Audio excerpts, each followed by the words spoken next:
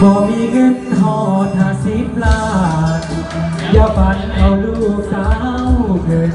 10 ล้านมันพอกระเทินจ่ายค่าเดินยักดอกบ่พอทั้งค่าดนตรีสินสอดหอดค่าเหล้าค่าเบียร์อีกน้องคิดมาค่าขอจะรอนี่ละน้อพอกระเทิน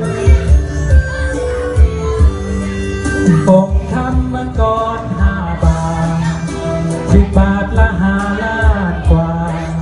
อุกใจจนอายเจ็บหัวสิเอาผัวหรือสิเอาแน่ฐานะน้องงานให้สูงไอ้คนโลมักลูกสาวเพิ่น10 ล้านมันพอกระเทิน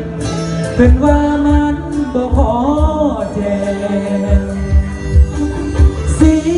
ยน้ำตา50 ล้านประหาร